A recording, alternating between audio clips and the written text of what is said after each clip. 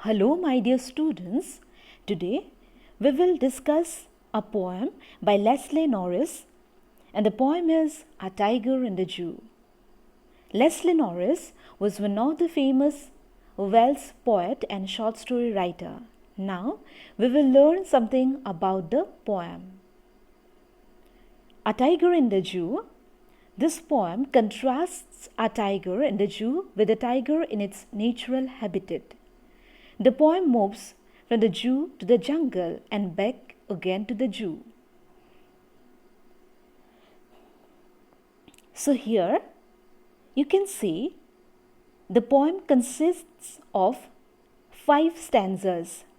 In the first stanza, the poet tells us how does the tiger behave when it is inside the cage. In the second and third stanzas, the poet shows how the tiger behaves when it is in its natural habitat. Again, in the fourth and fifth stanzas, the poet takes us to the cage where the tiger is kept. Now we will discuss the poem. He stalks in its vivid stripes the few steps of his cage, on pads of velvet quiet, in his quiet rage. So here the poet tells us how does a tiger behave when it is caged.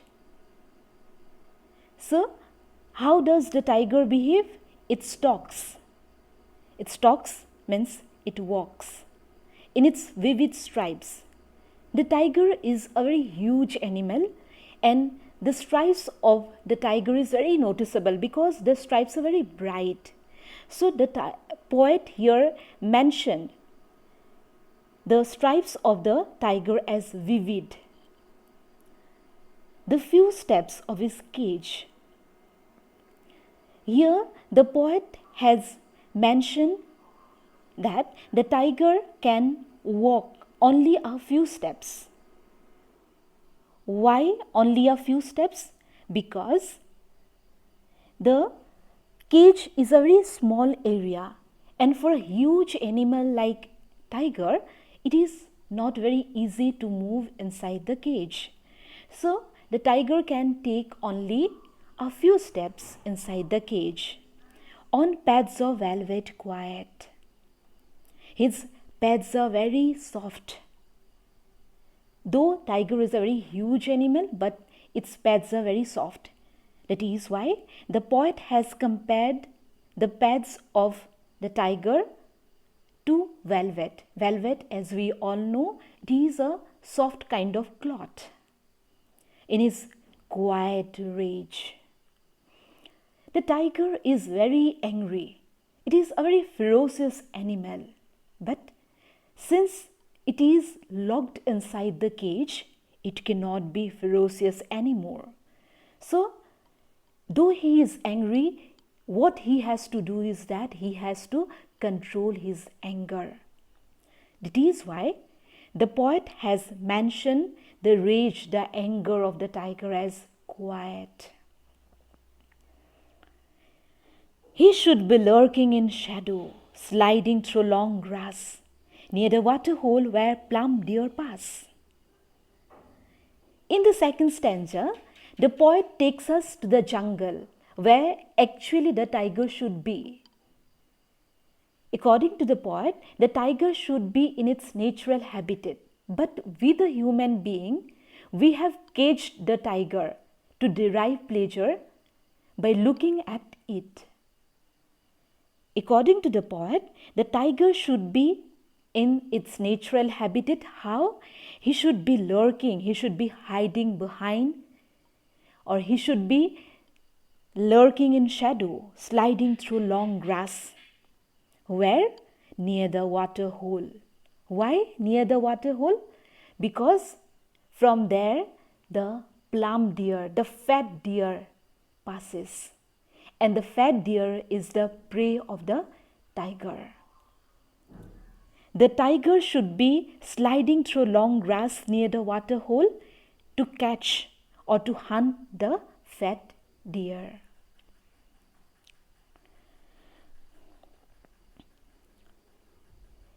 He should be snarling around houses at the jungle's edge, baring his white fangs, his claws, terrorizing the village.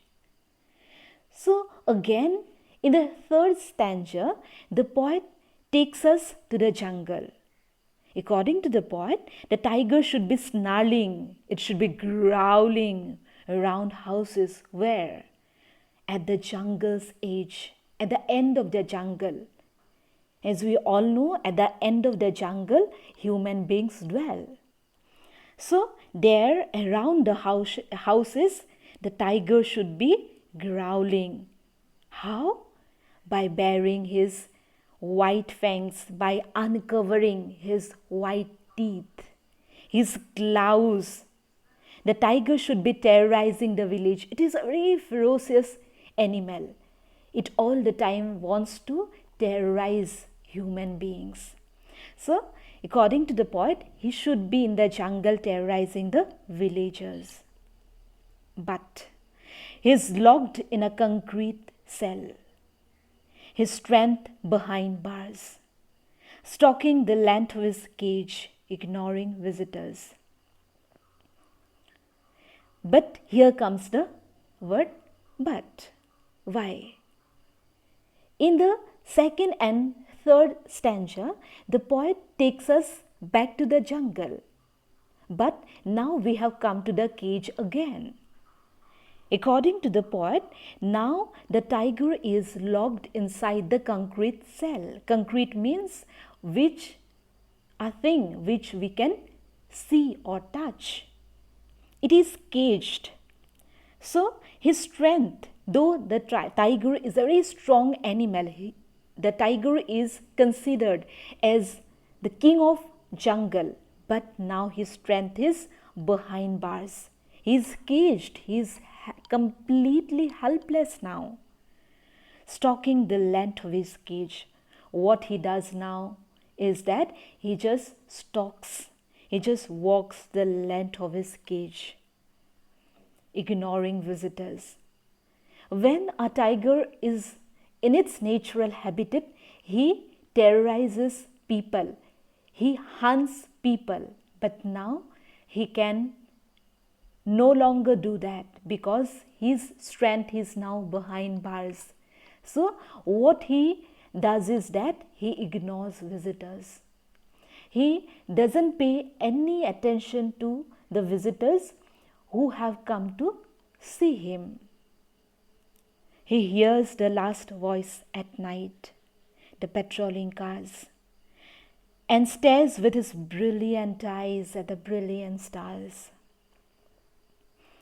So, in the last stanza, the fifth stanza, the poet tells us what does the tiger do is that the tiger at night, he hears the sounds of patrolling cars. The last stanza shows us the agony of a caged tiger. Here, he can do nothing at night but hearing the sounds of patrolling cars. Patrolling cars means the cars that are used by police to protect the common human beings at night. So he hears the sounds of patrolling cars at night and stares with his brilliant eyes at the brilliant stars. Actually, the tiger tries to distract his mind. He knows he cannot do anything. He cannot do any harm to anyone. He cannot show his strength. So he now tries to take away his mind. So what he does is that he stares at the brilliant eyes, at the brilliant stars with his brilliant eyes.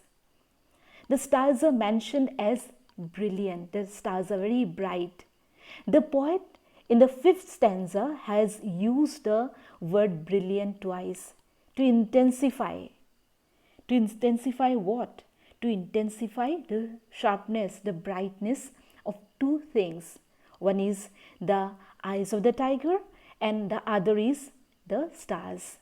So, what does the tiger do at night is that the tiger stares at the brilliant stars, the bright stars, and hears the sounds of the patrolling cars. Now we will discuss some of the poetic devices that are used in the poem. So, most important is rhyme scheme. So, the poet here has maintained a rhyme scheme, and that is A, B, C, B. So, this is the rhyme scheme the poet has mentioned in the poem. Enjambment, another poetic device is enjambment, and that is continuation of two lines without any punctuation mark. Now, I'll show you. He stalks in his vivid stripes, one line, and the line continues the few steps of his cage. So, the line continues, but between the two lines, we do not have any punctuation mark. Imagery, the poet here has used the imagery of velvet. And personification. We all know the tiger is an animal, but here the poet tries to give him humanly qualities. So, the poet has mentioned the tiger as he. The poet has addresses the tiger as he, not as it. Oxymoron. Oxymoron means using two different images like quiet rage. Quiet rage means we all know anger is a violent thing. Anger cannot be quiet. And tiger, it is a very huge animal. It is ferocious. It is violent. But its rage has been mentioned as quiet. So, two different images the writer has used. It is oxymoron, quiet rage. Rage cannot be quiet. It has to be violent. Alliteration. Alliteration means repetition of consonant sounds in a single sentence, like plum deer. So, plum deer, we have two sounds, two consonant sounds P. Repetition of consonant sounds P in the same line.